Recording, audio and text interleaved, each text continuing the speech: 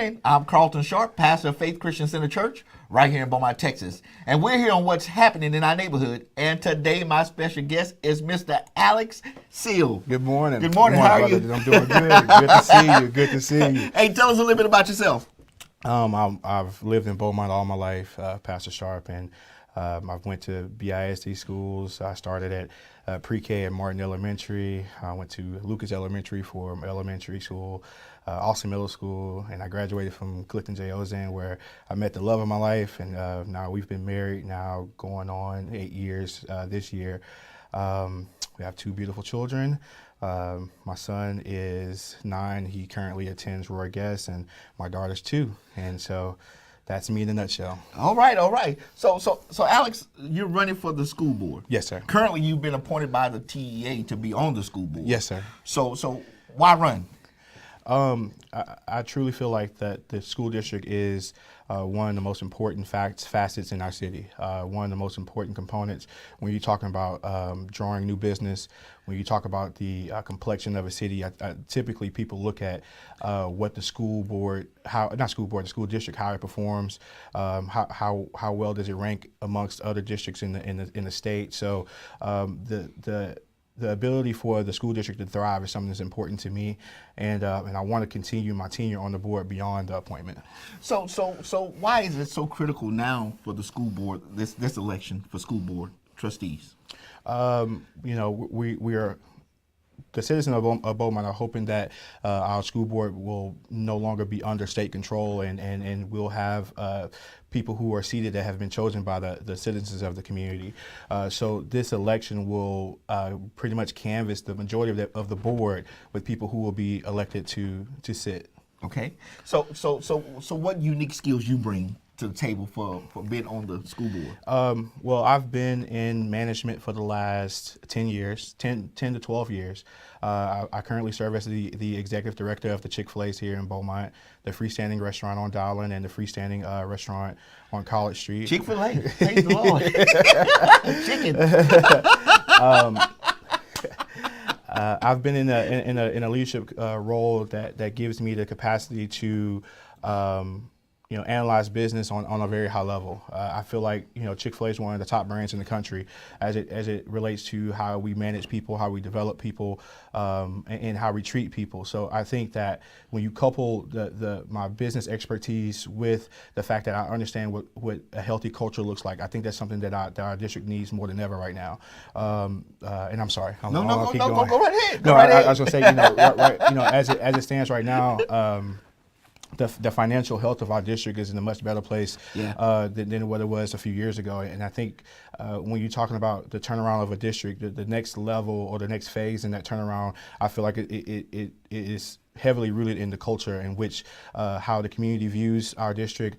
And if we can get to the point where we change the perception of how people view BISD, I feel like our community engagement, our churches, our local organizations will be more inclined to get involved with what we have going on. Right now we just have this black eye on us that we need to figure out how to heal and get past and move forward from. So what do you see as some of the biggest challenges that we face in our district? At a very basic level, I think one of the biggest challenges right now is that we have a hard time attracting quality certified teachers. Wow. And one of the biggest issues I see with that is you have teacher salary differences between what we offer in Beaumont versus what the state of Texas offers. Currently, right now, our teacher salary averages are approximately $4,000 or $5,000 less than what the state averages. Since 2014, the state averages has rose approximately $4,000, whereas Beaumont's has been the same since 2014. If we're going to be in the market to attract the best talent for our students here in Beaumont, Texas, we got to be competitive in pay. A substitute teacher almost can get paid more at Target right now than they do being in our schools. Wow. Target recently raised their minimum wage to $13, and I don't think we're paying our subs that amount even close to that. So when you're talking about teachers, I think, teach out of passion first. So that's number one foot that they lead with. But also, I think the pay and the culture of a district that they elect to apply for or work for has a lot to do with it as well. So if our teachers are getting paid on average $4,000 to $5,000 less than the state average, and the state average is $7,000 less than the national average, yeah, so it's pretty tough for us to turn. The teacher is the catalyst for everything. Right. So it's pretty tough for our organization to feel like that we're going to make huge strides and improvement in one, filling the vacancies that we have here. Two, administering a quality education when we're behind the bullet when it relates to salary. So that's one big issue that I feel that we have. And then Alex, some of our teachers who were displaced a few years back. Sure. Just took a ride down the highway. Yeah. About 45 minutes and got a $5,000 raise. Yeah, and that's still a constant today. There's districts in Baytown. There's a district 20 minutes up the street that pays more than we do, and so it's one of those things that we really have to address. We really have to look at and see what's important to us. Just over the last 3 years, we've had a decrease of approximately $2.5 million in instructional pay. So when you're talking about moving a district forward, especially a district of our size, and then that has its special needs, and I'm not saying that from a disability standpoint, but just literally our demographics that exist in our district. We need to allocate the funds to pay the people, one, what they're worth and in relation to what their peers are, but then especially to bridge the gap between where we currently are and then where we want to be. So are we at a financial position to do that? I think we have a fund balance that reflects the needs of the size of our district in terms of having enough monies available to canvas at least 3 months worth of expenses. From my research, we are generating enough revenue to have an annual cushion to be able to really look at what raises that we can give our teachers. Now on the backdrop of what the state is doing, looking at on increasing teachers' pay. I think we can't consider that because it's not. Here's the deal. It's just not Beaumont, Texas, getting $5,000 per teacher. It's the entire state of Texas. So of course, our teachers will benefit from it, but the goal post this just doesn't move for us. It moves for everybody. So we'll still be the gap is still going to exist, even though every teacher is getting that bump. And thank God that the state of Texas is doing that. Because teachers, I feel like, are right up there when you talk about the highest servants in the country. Right. The teachers are keeping us intellectually safe. We look at the other entities in terms of protecting us, but our teachers are the people who are really protecting us in terms of sharpening the educational skills that we all need to make sure that this country continues to move forward. So I hold teachers in high regard. Teachers are responsible for the man I am. And so if it wasn't for a teacher or a set of teachers, and I'm married to a teacher. Well, hey, that's a plus. But if it wasn't for the teachers pouring into us, into our children and into our nieces, into our nephews, into our cousins, and everybody has been touched by at least one teacher in their lifetime. So the importance of that body of people being taken care of, not only from a cultural standpoint, but from a financial standpoint, I think is wildly important for the success of our district. So do you see any other challenges besides the resources for teachers? Well, we currently have a 3.9% dropout rate, which is 2% higher than the state average. We also have our students who are college ready graduates at 27.5%. That's about 20% lower than what the state average is. Wow. We have several challenges that exist in our district. When you look at things going on in the city, and when you figure out how those things interlock. Mm-hmm. When you talk about the dropout rate being as high as it is, and you talk about the level of college ready grads is so low, it's not a surprise where the crime rate is. Right. every year we're producing a percentage of people who come out of BISD, graduate from BISD, and they're not prepared to work in the real world. They're not prepared to be contributors in the real world, and so those individuals, unfortunately, are faced to do things that we deem unfavorable. So we have to look at if close to 70%, over 70% of our graduating body every year isn't ready to go to college. Well, how hard are we pushing those alternative means of creating an income for your family? So, and we have great programs in place. How many people know about them? How many people are exercising? How proactive are we in getting parents to get their children to get involved in the welding program or getting involved in the petrochemical programs that are offered within our district currently? I think if we highlight those things more, we'll have a better opportunity to buffer some of these issues that we're running into once children graduate from BIS. I don't want to tell my age, Alex, but I remember back in the day where they had the trade school working, where they had welding classes, and those things do exist, and I think one of the things that our community believes is that we don't have it. We have it. It's just a matter of how many students are actually taking advantage of it. Right. And I think that's where the gap is that we don't have enough students as it relates to the numbers, as it relates to what the TEA says, the percentage of students who are ready to go to college. We should have those classrooms should be overflowing. Wow. Those classrooms, those programs should be full every semester. When you look at just the sheer number of students who are prepared to go to college once they leave BISD's hands. Okay, so what can you do to help promote the growth and development of our school district? I think for me, number one is again going back to addressing the budget to try to get our teachers paid.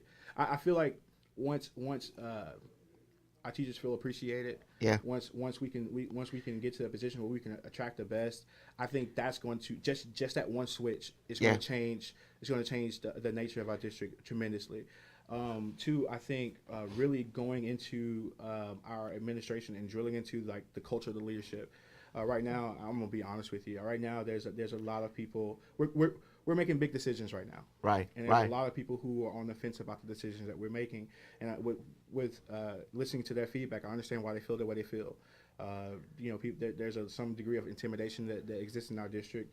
There's some degree of retaliation that exists in our district. I just got to be honest. There's a lot of people who are scared to speak up about how they feel, or they're scared to speak up about the things that exist within our district because they are fearful of losing their job, retaliation, or all these different things. And so that we have to look at that in the eyes and say, well, what are we going to tolerate? What's tolerable and what's not tolerable? And I think it's my job as a board member currently and hopefully elected that we look to ensure that every person who has anything to do with BISD feels like they're valued, and every person who works within our district feels like they have an advocate that's on their side, because just from what people say, they don't feel that way. From what people feel, and whether that's true or not, perception. You hear the saying, perception is reality. Right. Yeah. And so I've got to lean towards that and understand that. Okay, well, there's some people out there who we have teachers who are negotiating between the passion that they had getting into this job versus it just being a job. And once we get further to the point of it just being a job, the numbers are going to tell a story that it's going to get worse. So we got to get back to the point in which teachers are able to fulfill their passion by teaching. And I think one of the things that I didn't really touch on is the disciplinary issues that exist in our district. One staggering number to me, when I was doing some research, is that for approximately 100% of our enrollment for documented disciplinary issues, there's about 1.1 per student enrolled. Wow. So you're looking at just the sheer number of documented disciplinary issues versus the enrollment. The ones that's documented. Yeah, the ones that's documented. Yeah. Versus the enrollment is over 100%. Versus when you look at a district outside of Beaumont that's really close, that number is 50%. And when you look at their metrics in terms of how many students are living in some form of poverty, the racial demographics, very similar in those regards. However, the behavioral issues, the disciplinary issues are less. And so we got to get to the point in which that we address that. We can't attract. When you look at if I'm a potential teacher Yeah, and I'm yeah. looking, I'm doing my research and Yeah. where I'm going to work. Okay, the pay is not comparable to some areas in the state. Plus the disciplinary issues are double. In KDISD, that same ratio is 10%. So you Wow. have 10% of documented disciplinary issues versus a district that has over 100%. What are you going to pick? Yeah. So we have some glaring issues that exist in our district. And don't get me wrong, it's not all bad. Right. We're doing some great things. We're doing some positive things. But I feel like I'm not trying to be selfish and say that the school board race is more important than any other race. However, I feel like that we intercept Beaumont's youngest demographic. We start taking children at 4 years old, and so Beaumonters, the citizens of Beaumont, are with us from 4 to 18. Wow. They're with us for 14 years. Yeah. And so Yeah. we play a large part in Yeah. the development and the growth and the maturation of this city. Right. You Right. know? Right. And so and then when you couple all that with the fact of we probably lose the cream of the crop, we probably lose our top 10% Yeah. to Houston, to Dallas, to Austin, Yeah. or to different areas in the country. So once we can really address the issues that's going on in our school district, I think that is going to overflow into other entities in our city. I think I read something that the median household income in Beaumont, Texas, is in like the $34,000, Wow. mid 30s, Wow. $30,000 range. And when you think about that, you think about what's the quality of life for those individuals who live here in Beaumont, Texas, and that's an average. And so you got people who are living below that. You have households that have incomes lower than that. So Right, we right, gotta we right. have to think about ways to one, keep the talent here. And then once we keep our talent in the city, those people are going to be able to impact and contribute to other folks. I'm sorry. No. So now most people don't understand the role of the board of trustees. Mm-hmm. They think that they have a hand in every aspect of the school district, where they could come and tell you that, hey, this is what's happening. But only one person is really responsive to the school board. Yep. So talk to us about that. And that's a great point. I'm glad you brought that up because there is a common Misconception. across the city Yeah, as it relates. I'm gonna call Alex and tell Alex that this is what's happening, and Yeah. it doesn't work like that. It doesn't work like that exactly. However, I do think we can still be an ear, Right, to hear right. and to understand. And then for me, and I'll get to your question, but for me, if I hear the same thing over and over and over again from different segments of the community, different demographics Right, of the community, right. there might be some truth to it, right? Yeah. But anyway, so it's seven board members on the school board. We're 7 bosses of 1, and so we are in charge of the superintendent, Right. and giving the superintendent direction on things that we want to see happen in the district. And the way it was told to me is we're responsible for developing the how. The superintendent is responsible for developing I'm sorry. We're responsible for developing the why. The superintendent is responsible for developing the how. So I'm only one board member. So we need 3 other board members to agree with me. Yeah, you have to have 4. You gotta have 4, so 4 total. And so that's generally how it works. We take recommendations from the superintendent and his or her cabinet based on the things that are needed to get done in the district as it relates to academic success or state compliance or whatever other items that we have to cover in Canvas. So how is the campaign going? This is my first time doing something like this, so I'm a freshman, I guess, or a newbie, as you would say, and I guess my approach has been, I've taken the traditional route of campaigning. I'm going to all the events and shaking hands and doing this and doing that, and there's somewhere in the Bible, and I don't want to mess it up, that says, I'll let my work speak for me. Yeah. And that's kind of the approach that I've taken. I'm currently seated on the board right now. I don't think it's a good use of tax dollars to for the community to feel like, oh, that's all I'm doing. I'm just campaigning. there's other work to be done. Right. Outside of just campaigning. So for the last couple of weeks, my central focus has been on the district. Whether I win or lose is indifferent to me in relation to the work I got right in front of me. So of course, it would be my vision or my passion to remain on the board. However, if I'm not currently doing enough work now for the community to feel like they should elect me, then I'm not the right person to be in that seat. So that's pretty much how I feel about it. Now you're actually running for the at-large position. Yes, sir. So the citizens of Beaumont have an opportunity to vote for 2 at-large positions. Yes, sir. So and some people have a misconception about how that works. Yes, sir. Well, yeah, and that's very important as well. That when they get to the at-large seat, they just vote for one person. You can vote for 2. Right. You can vote for 2 of us. I pray and I just ask that you guys out there in the community pick the best 2 people who you feel like are going to be a reflection of what you want your school district to be, what type of education you want your children to have. As I stated earlier, I have a son that's in the district, and I have a daughter that I hope to be in the district as well. So I want to be able to fight for the educational opportunities for my children and every other child in this city. Right. Yeah. So. Okay. So in our closing moments, Alex, look into the camera and tell the folks in Beaumont and the surrounding areas, but particularly in Beaumont, about what you want to do for the school district. My goal and vision is to make Beaumont live out its potential.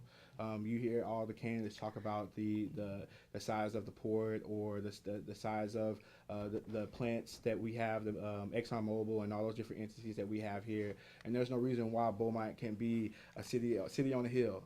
And there's no reason why that we can have the best school district. And I'm not saying that to be cliche, but literally we have all the tools, we have all the resources, we have all the intellectual capital that we need to make this district the best that we can make it. We just need to ensure that we have people in place that's going to push our people who are in charge of our children's education to go forward. So I'm hoping to be one of those individuals. I hope I'm proving it through the work that I'm currently doing. And the pace and direction that we want to take this district in. We just want to take it to the next level. There's no reason why we can't be competitive with Houston in terms of the intellect of our children or any other area. So that's it. That's exactly what I want to do.